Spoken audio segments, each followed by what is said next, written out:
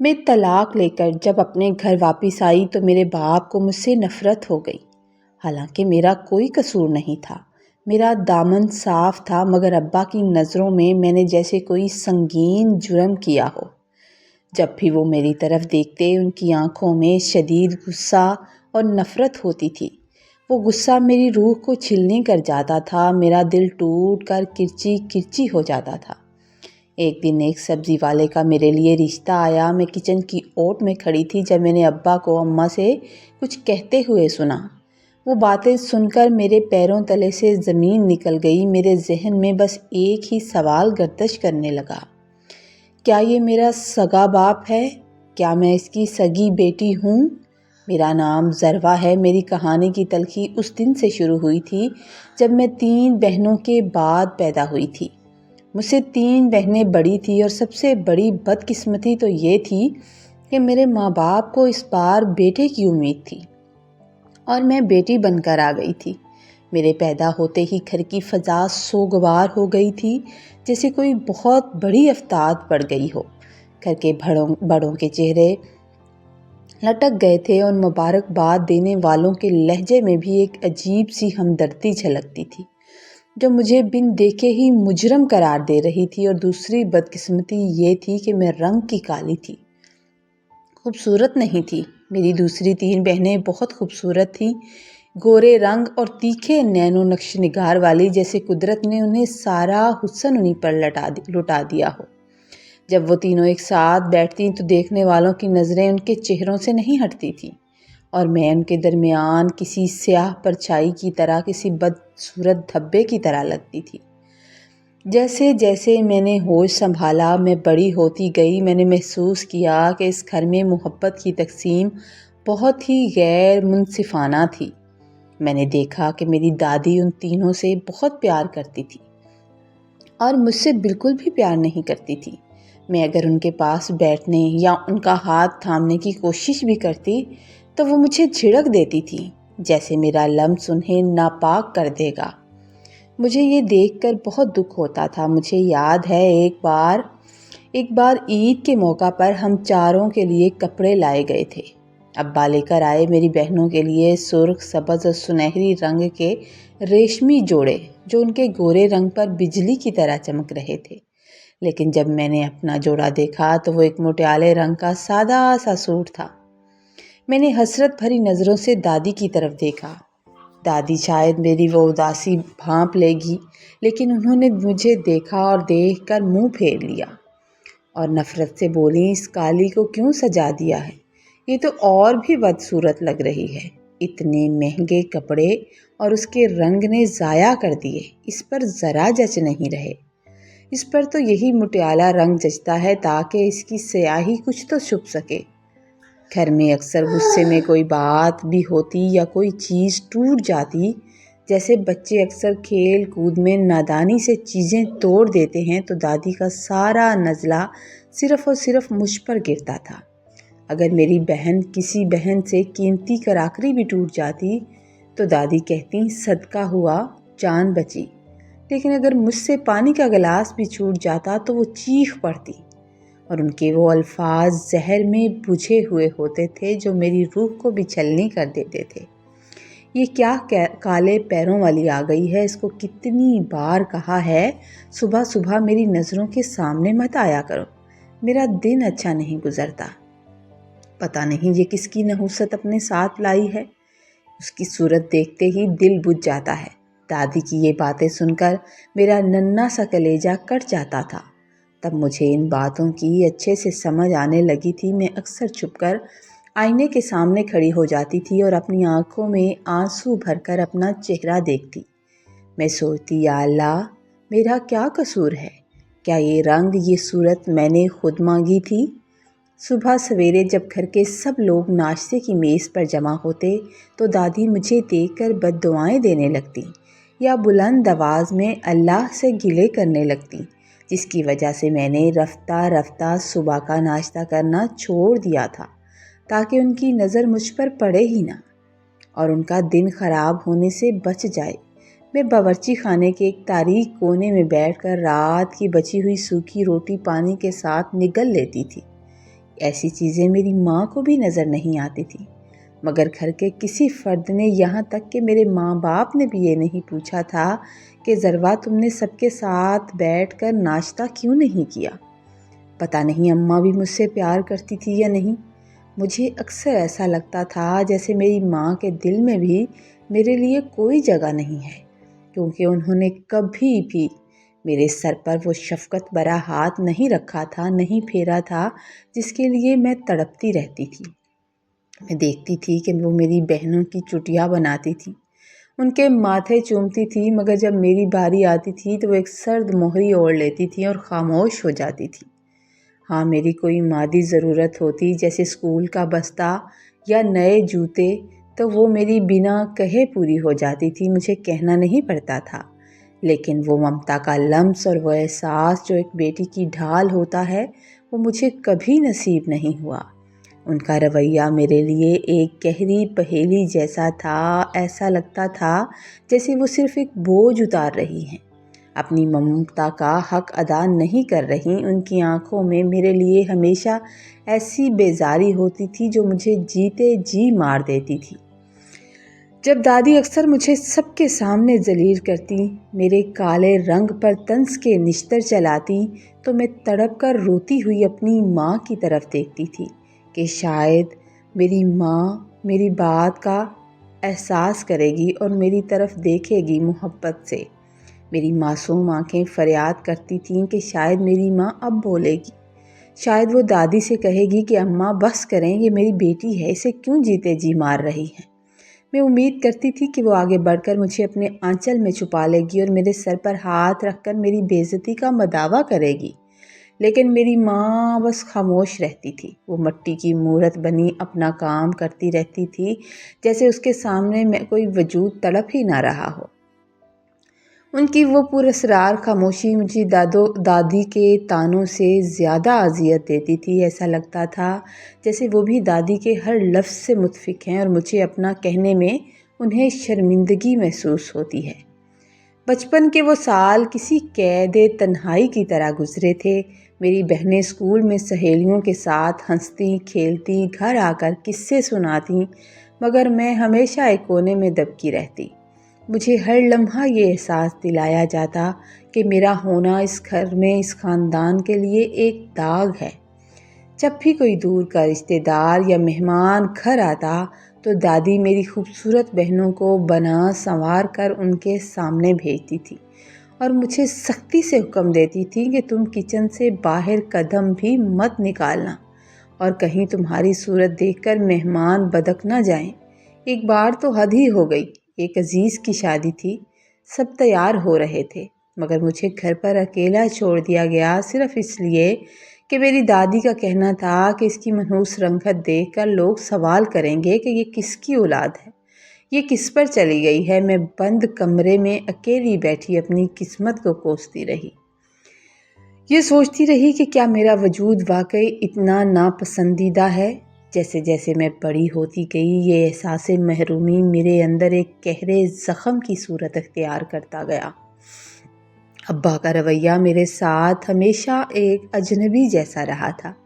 وہ گھر آتے تو بہنوں کے لیے مٹھائیاں اور کھلونے لاتے تھے، مگر میرے لیے ان کے پاس کوئی تحفہ، کوئی پیار بھرا بول یا مٹھائی وغیرہ نہیں ہوتی تھی۔ وہ مجھے دیکھ کر ایسے نظریں چرا لیتے تھے جیسے میں نے ان کا کوئی بہت بڑا مالی یا خاندانی نقصان کر دیا ہو۔ میری بہنوں کے لیے رشتے آنے لگے کیونکہ ان کے حسن کے چرچے گلی گلی تھے، جبکہ میں گھر کے کاموں میں ایک ملازمہ کی طرح ہمیشہ کھپی رہتی تھی۔ مجھے دیکھ کر میری دادی اکثر کہتی کہ اس کالی کو تو کوئی مفت میں بھی نہیں لے کر جائے گا، پتہ نہیں اس کا بوجھ ہمیں کب تک اٹھانا پڑے گا۔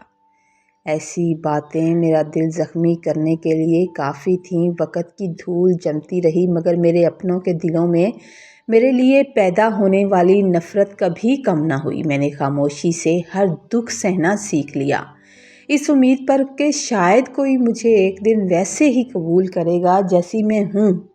ایک دوپہر جب گھر میں سناٹا تھا اور دادی سو رہی تھی، میری ماں دبے پاؤں میرے کمرے میں آئی تھی۔ ان کے ہاتھ میں ایک چھوٹی سی شیشی تھی جس میں کوئی دیسی کریم بنائی تھی انہوں نے۔ انہوں نے وہ شیشی میری طرف بڑھائی اور دھیمی آواز میں کہنے لگی، ضروا، یہ کریم میں نے خاص تمہارے لیے بنائی ہے، اسے باقاعدگی سے لگایا کرو۔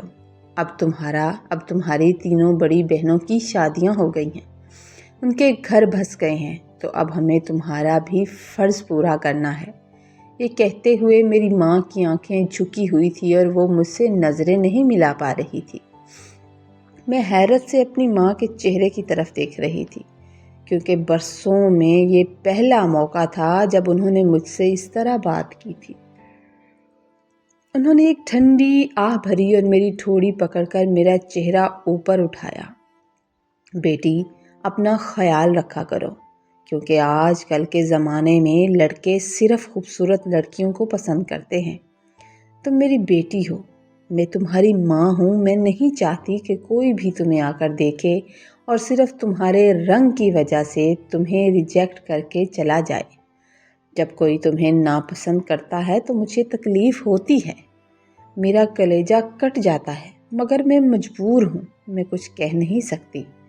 ماں کے منہ سے یہ الفاظ سن کر پہلی بار مجھے لگا کہ وہ واقعی میری ماں ہے اور میں اس کی بیٹی ہوں۔ وہ برف جو برسوں سے پہلے ہمارے درمیان جمی ہوئی تھی، وہ پگھلنے لگی تھی۔ میری آنکھوں میں آنسو آ گئے۔ میں نے ہمت کر کے پوچھ ہی لیا، ماں، اگر آپ کو اتنی ہی تکلیف ہوتی ہے تو پھر آپ بولتی کیوں نہیں؟ آپ خاموش کیوں رہتی ہیں؟ جب دادی مجھے سب کے سامنے ذلیل کرتی ہے، مجھے نحوست اور کالے پیروں والی کہتی ہے، تو آپ خاموش کیوں رہتی ہیں؟ آپ نے تو کبھی میرا ساتھ نہیں دیا، کبھی میرے سر پر ہاتھ نہیں رکھا۔ اماں نے اداسی سے مجھے دیکھا اور پھر میرا ہاتھ پکڑ لیا اور کہنے لگی، ضروا، میں تمہاری دادی کی باتیں سن کر اس لیے خاموش رہتی ہوں کہ اگر میں نے جواب دیا تو اس گھر میں ایسا جھگڑا ہوگا جو کبھی ختم نہیں ہوگا۔ میں گھر کا سکون برباد نہیں کرنا چاہتی، لیکن آج میں تمہیں ایک سچ بتانا چاہتی ہوں جو تمہارے ابا اور دادی نے تمہاری پیدائش سے پہلے اپنے دلوں میں دفن کر رکھا تھا۔ تمہاری دادی اور تمہاری دادی کی ایک بیٹی تھی اور تمہارے ابا کی ایک بہن تھی۔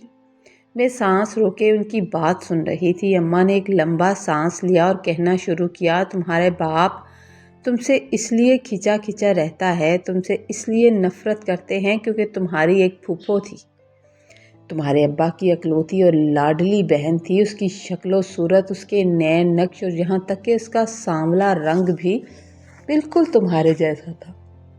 وہ ہو بہو تمہارے جیسی لگتی تھی۔ تمہارے ابا اس سے بہت پیار کرتے تھے، لیکن ایک دن وہ کسی ایک لڑکے کے ساتھ گھر سے بھاگ گئی اور پورے خاندان کی ناک کٹا دی تھی۔ تمہارا باپ اس دن سے خاموش ہو گیا۔ یہ سن کر میرے پیروں تلے زمین نکل گئی۔ اماں بتاتی رہیں، اس واقعے کے بعد تمہاری دادی اور تمہارے ابا نے جیسے خود سے عہد کر لیا تھا کہ وہ کبھی اسے معاف نہیں کریں گے۔ پھر جب تم پیدا ہوئی اور تمہاری شکل اور تمہاری رنگت بالکل اپنی پھپھو جیسی نکلی، تو تمہارے باپ کا دل تمہارے لیے پتھر ہو گیا۔ وہ کہتے ہیں کہ جب میں ضروا کو دیکھتا ہوں تو مجھے اپنی وہ بہن یاد آتی ہے، اور جس نے ہمیں کہیں کا نہیں چھوڑا، جس نے میری عزت مٹی میں ملا دی، اور مجھے ضروا سے بھی ایسی ہی نفرت ہونے لگتی ہے۔ یہی وجہ ہے کہ وہ تمہاری طرف دیکھنا بھی پسند نہیں کرتے، یہی وجہ ہے کہ وہ تم سے نفرت کرتے ہیں۔ اماں کی یہ باتیں میرے لیے کسی قیامت سے کم نہیں تھی۔ میں سکتے میں کھڑی تھی، یہ سوچ کر کہ میرا قصور تو کوئی نہیں تھا۔ میں سمجھ رہی تھی کہ میرا قصور ایک ایسی عورت سے مشابہت تھی جسے میں نے کبھی دیکھا بھی نہیں تھا۔ مجھے تو لگتا تھا کہ شاید میرے ماں باپ کو بیٹا نہیں دیا اللہ نے، تو اس وجہ سے وہ میری وجہ سے الجھن کا شکار ہیں۔ ایک باپ اپنی بیٹی سے صرف اس لیے نفرت کر رہا تھا کہ اسے بھاگنے والی بہن کی یاد آتی تھی۔ کیا یہ انصاف تھا؟ میں اس دن بہت روئی، لیکن اس رونے میں ایک عجیب سا سکون بھی تھا کہ کم از کم اب مجھے پتا تھا کہ میری ماں مجھ سے نفرت نہیں کرتی، وہ تو بس مجبور تھی۔ اسی دوران میرے لیے ایک رشتہ آیا۔ وہ شخص عمر میں مجھ سے کافی بڑا تھا، لیکن ابا اس مجھ جیسے بوجھ کو جلد سے جلد اتارنا چاہتے تھے۔ میری شادی طے پا گئی۔ مجھے یاد ہے کہ نکاح کے بعد جب میری رخصتی ہو رہی تھی تب پہلی بار ابا نے میرے سر پر شفقت سے ہاتھ رکھا تھا۔ ان کا وہ ہاتھ محسوس کرتے ہی میں نے جیسے سکون سے آنکھیں بند کر لی تھی اور خدا کا شکر ادا کیا تھا کہ چلو مرنے سے پہلے مجھے باپ کی یہ شفقت نصیب ہو گئی۔ مگر سسرال جاتے ہی میری خوش فہمیاں دم توڑ گئی۔ میرا شوہر ایک بد مزاج اور جاہل انسان تھا۔ پہلے ہی دن جب اس نے میرا گھونگھٹ اٹھایا تو اس کے چہرے پر ناگواری چھا گئی۔ یہ تو کالی ہے، اس نے حقارت سے کہا تھا۔ وہ مجھے پسند ہی نہیں کرتا تھا۔ اس کا رویہ میرے ساتھ انتہائی بدتر ہوتا جا رہا تھا۔ وہ بات بات پر مجھ پر ہاتھ اٹھاتا، مجھے منحوس کہتا، میری رنگت کا مذاق اڑاتا۔ اس کی ماں اسے سمجھاتی کہ بیٹا لڑکی بہت سمجھدار اور سوگھڑ ہے، تمہارا گھر بنا دے گی، رنگ کا کیا ہے۔ مگر وہ غصے میں اپنی ماں سے جھگڑتا، اماں اگر ایسی ہی تھی تو آپ نے مجھے پہلے کیوں نہیں بتایا؟ میں اسے اپنے ساتھ نہیں رکھ سکتا۔ ظلم کی انتہا تو تب ہوئی جب ایک رات وہ نشے کی حالت میں گھر آیا۔ اس نے بلا وجہ مجھ پر غصہ نکالا، مجھے بے تحاشا مارا پیٹا۔ اس عالم میں مجھے 3 بار طلاق دے کر اس نے گھر سے نکال دیا۔ میں اندھیری رات میں اپنا ٹوٹا ہوا نصیب لے کر دوبارہ اسی دہلیز پر آ کھڑی تھی جہاں سے میرا سفر شروع ہوا تھا۔ گھر واپسی پر ابا کا رویہ مزید سخت ہو گیا تھا۔